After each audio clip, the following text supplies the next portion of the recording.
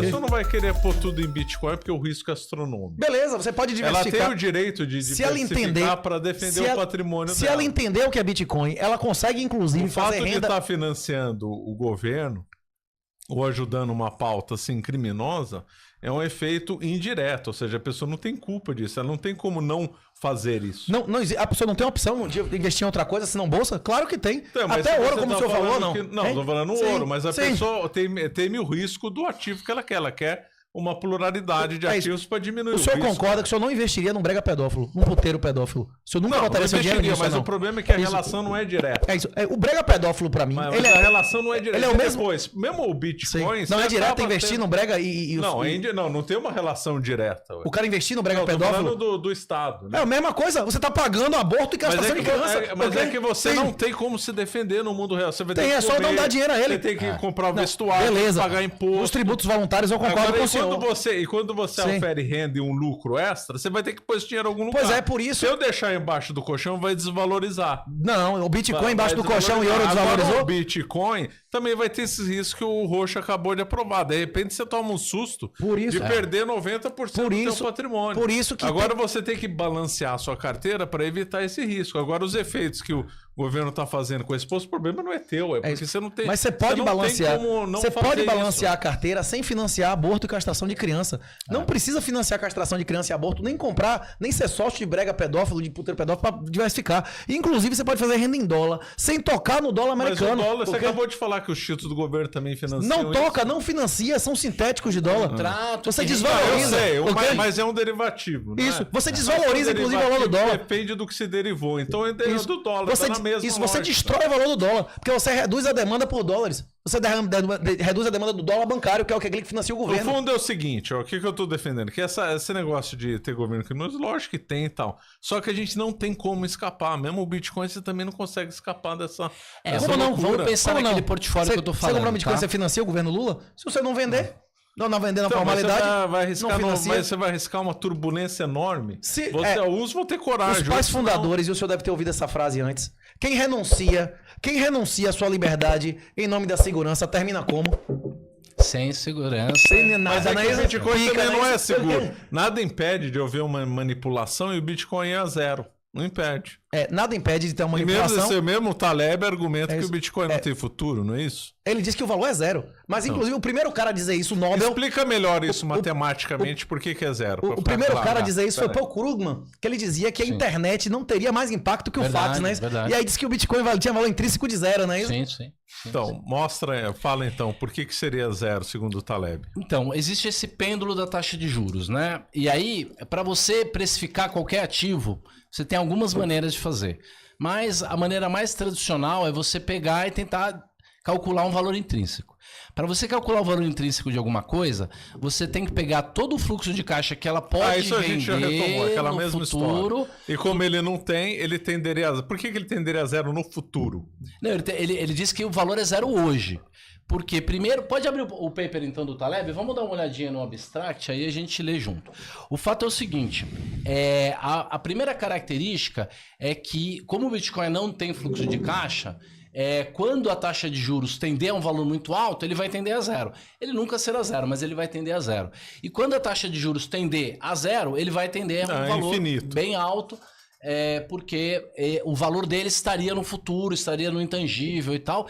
E ele tem funcionalidade, por exemplo, lavagem de dinheiro, esse mercado paralelo, que não pode falar, mas mercado negro, mercado paralelo e tal.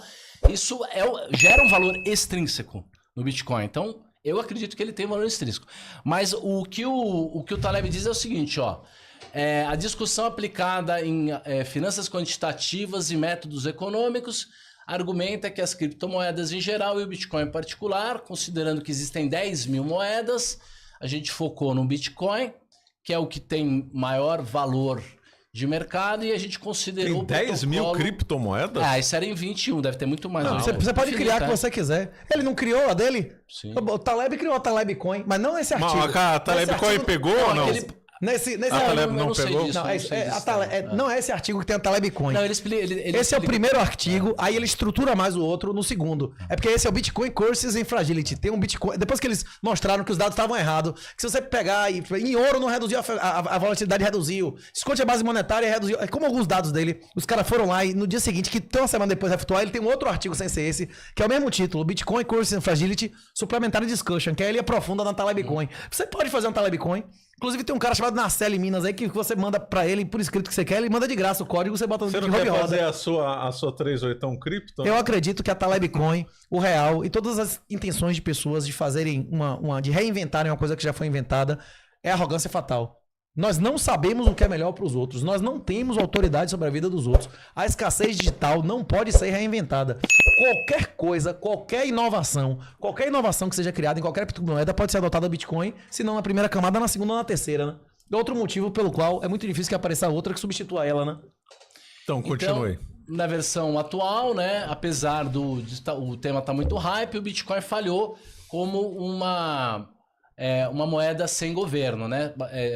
Falhou satisfatoriamente. Isso prova que não é nenhuma moeda. E também não pode ser nem no curto prazo, nem no longo prazo um storage, uma maneira de você estocar valor, né? E a sua expectativa de valor não é maior do que zero. Não pode operar... também não serve como hedge para inflação, proteção contra a inflação, e é a pior de todas elas, não constitui nem remotamente um porto seguro para investimentos, e também não é um escudo contra o governo, a tirania do governo, e não é uma proteção de cauda, não é um veículo para se proteger de eventos catastróficos. Então, essa é o argumento do Taleb. Do lado direito, ele mostra a volatilidade muito alta, mas a volatilidade, na verdade, não importa muito, porque o alfa, o coeficiente de cauda, não depende da volatilidade, são propriedades distintas. Inclusive, tem coisas que são pouco voláteis, mas quando quebram, tendem a cauda de uma única vez, então isso não importa tanto. E o Taleb também mostra que, mesmo com a volatilidade que ele mais chama atenção, é a volatilidade do valor de mercado total. Então é uma coisa que tem um valor de mercado muito volátil. Porque uma moeda, para servir de moeda de troca mesmo, ela teria que ser estável. Ela teria que ser mais estável do que aquilo que ela compra e vende. Então não satisfaz mesmo uma moeda de curso legal. Você concorda que o Bitcoin não é uma moeda? Segundo os critérios aristotélicos de moeda, o Bitcoin é a moeda mais perfeita já criada. Aí nós estamos indo numa divergência. É moeda ou não é moeda? Não, quem está dizendo não sou eu. Quem tiver alguma dúvida, bote aí, Thank God for Bitcoin. Tem um documentário, inclusive de autoridades religiosas e tal, de várias religiões, explicando como é a moeda mais halal já criada, mais dentro das regras do Novo e do Antigo Testamento. O que é moeda para Aristóteles? É divisibilidade, transportabilidade, não é isso? Que é moeda? Fungibilidade. O ouro é fungível, todo ouro é igual a todo ouro, não tem pureza de ouro, não é isso? Sim. Quando você transforma numa joia, o negócio deixa de ser fungível. E durabilidade. Se tiver, inclusive um dos argumentos que o Taleb usa para que o Bitcoin não seja zero, eu não toquei isso, que é uma questão técnica. Ele diz que o Bitcoin tem um custo de manutenção. O Bitcoin não tem nenhum custo de manutenção. Se tiver um SSD, um HD, dentro de uma câmara de vácuo durante 200 anos, se tiver uma massa coronal que destrói a energia elétrica da Terra e daqui a 200 anos a humanidade volte a minerar, o Bitcoin pode voltar a funcionar. Esse é o argumento da refutação. Esse é um argumento que não Mas e quanto o Bitcoin ser instável? Porque o argumento do Rocha é estável. Porque a moeda, você espera que a moeda não mude tanto de valor. Se você pega o Bitcoin e tá valendo 60 mil, no dia seguinte 30 mil, a transação fica difícil. No fim da República de Weimar, na época experiência de hiperinflação da Alemanha, teve dia que o ouro caía 20%. E tinha dia que o ouro subia 200%. Isso aconteceu. Isso é amplamente registrado. Sim, as pessoas não compravam, lotavam um carrinho de supermercado com um marco alemão para comprar um sabonete. Pois é, o cara tava numa situação que, tipo assim, uma coisa que sobe 200%, às vezes subiu mais do que devia e o negócio tem uma correção, não é isso? O Bitcoin caiu várias vezes entre 80% e 90%. Sim. depois de ciclos de subir 20 vezes em um ano, como aconteceu em 2017, aconteceu várias vezes. Uma coisa que sobe 20 vezes no ano em dólar, é natural que ele tenha uma correção de 70%, 80%. A questão é que mesmo com essa queda de 70%, 80%, não volta ao valor anterior, ao valor mas menor eu tô me referindo como uma moeda de troca. Como uma moeda de troca fácil para o comércio. Não tem necessidade nenhuma. Primeiro que o Bitcoin não é volátil em Bitcoin. A volatilidade do Bitcoin em Bitcoin é zero. Ele é volátil e merda. A volatilidade do ouro na moeda na Venezuela tem aumentado ou diminuído? Isso significa que ouro não serve como dinheiro na Venezuela? É melhor usar bolívar? Você acha que as pessoas preferem ouro ou bolívar na Venezuela? Você acha que nos últimos anos a volatilidade do ouro aumentou ou diminuiu em bolívar? Não, mas eu tô dizendo aumentou pra caralho que o bolívar cada vez se desvaloriza mais, não é isso ou não? Você concorda comigo? Em todos os colapsos de moeda, a volatilidade de tudo... Mas você imagina a confusão. Vou fazer o supermercado em Bitcoin. Um dia ele tá a 30, outro dia tá a 10. Dependendo do que você estiver pagando, você pode precificar em merda e pagar em Bitcoin. Em qualquer cadeia da história da humanidade, em qualquer trincheira de qualquer guerra, a moeda não é a melhor comida nem o melhor cigarro, é o pior. É a lei de Gresham. Se você receber metade do seu salário em ouro e metade em real, você vai gastar o real primeiro, o ouro. Você vai gastar o que primeiro? Você vai precificar a merda primeiro, não é isso? E vai guardar o ouro para situações que você não tenha jeito e tem que dar de ouro, não é isso? Ou que você use ouro como garantia. Se tiver que deixar na mão do cara em um contrato de aluguel, você não vai deixar uma porra que perde valor, né? Você vai fazer um aluguel com um cara, às vezes não, mas todo mundo seguro que é de maior valor. Exatamente. Claro. Ou entrega como depósito que você vai receber de volta depois. Eu tô querendo dizer quanto o argumento dele de não ser moeda. Isso não é a definição de moeda de Aristóteles, não é essa. Essa é uma definição que ele criou. Como é chamar ele criou um monte de conceitos próprios para argumentar isso. O critério aristotélico de moeda são 5, que o Bitcoin é superior em todos ao ouro. Concorda com isso? Você acha que o Taleb errou nesse ponto? Inclusive, dinheiro é a moeda que tem reserva de valor. O dólar não é dinheiro, o real não é dinheiro e o euro não é dinheiro. Mas na prática funciona não, são moedas. Dinheiro. Funciona como moedas, não como dinheiro. Não, porque quem guarda como meio de troca, tô falando. Como meio de troca, como moeda. Moedas são essas 5 coisas e dinheiro essas 5 coisas mais reserva de valor, não é isso? Ouro é dinheiro. O dinheiro tem que ter Ouro é dinheiro. Ouro é dinheiro. Isso. Real não é dinheiro. Real é moeda. Ele é moeda. Ele não é reserva de valor, não é isso ou não? Não, isso é verdade. Isso. Não, o ouro é por excelência. É dinheiro. Justamente na história da humanidade ele foi dinheiro. A questão é que nos últimos 40, 50 anos ele foi destruído. Ele foi desvalorizado mais de 90% em relação à base monetária. Porque o mundo, a questão não é só a Fiat. O problema é que o mundo inteiro tá passando por um processo de demonetização de coisas físicas. Há 500 anos atrás, 100% da riqueza da humanidade eram coisas físicas. Hoje, tem mais milho futuro que milho presente. Você pegou num ponto bom. Tem mais derivativo do que tem ação. O chamado lastro real, de alguma coisa visível que você Quando eu trabalhava no pregão, até meses antes, a liquidação das ações era física. Acabou. Agora é o número... Tinha aquele, todo mundo no telefone brigando. A BNF acabou com a negociação do ouro, que era OZ4, OZ5, OZ não sei o que lá. Quantos por cento da galera foi lá buscar o ouro? Não sabia que ficou sobrando ouro lá. Quantas pessoas foram buscar? Nem 5%. Só deixou nem 5% pegou o ouro. O contrato, inclusive, já que a gente voltou a falar de ouro, tem uma coisa que vocês mencionaram aqui, eu não queria interromper, mas eu tenho uma explicação, não tenho como comprovar, mas é o que eu acredito. Por que a China tá comprando ouro? O senhor lembra que da última vez que a gente bateu o papo, eu perguntei pro senhor por que a China entregou Hong Kong a Pequim e não a Taipei? Por que a Inglaterra podia ter devolvido Hong Kong a Taipei. O Taiwan também disse que é o governo legítimo da China, né? Tá. Não, mas é que fisicamente está colado à China continental. Não, mas o outro é uma ilha também, é uma península, não é isso? Eu não me lembro da questão, mas é uma boa pergunta. Tem lugares, inclusive, tem ilhas a 5 quilômetros da China continental que são controladas por Taiwan, não é isso? Tem. Na península, Hong Kong, eles iam ter dificuldade de controlar aquilo? Boa pergunta. Na negociação, a Inglaterra disse o seguinte: eu tenho aqui algumas dívidas da dinastia Qing em ouro, títulos de ouro que foram emitidos no século XVI, XVII, XVIII até 1911. Se você não pagar isso, você não é sucessor deles, não é isso?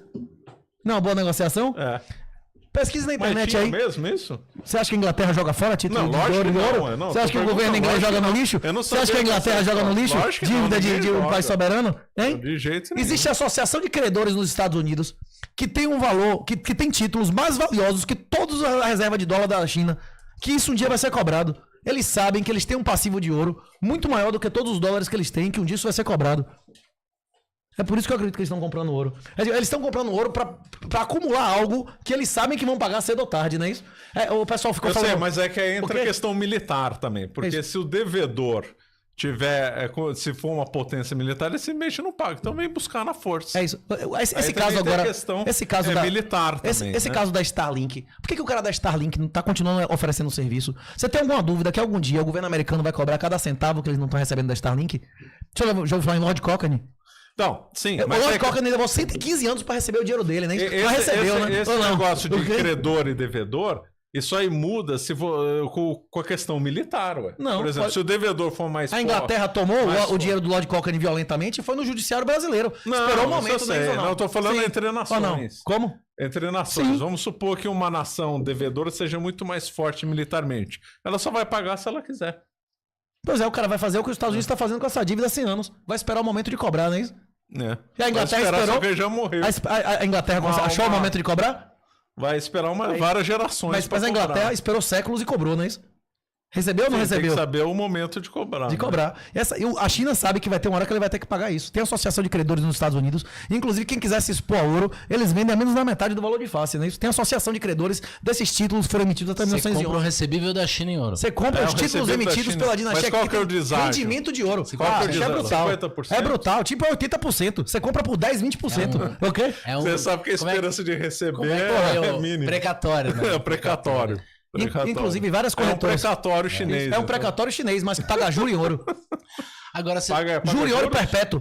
Juro, ele não paga os juros, mas o título é precificado com valor presente de juro em ouro. Eu sei, mas a chance de você resgatar isso é mínima. Dinastias, os empresários e tal, gostam tanto da esquerda? Porque eles querem mais Estado.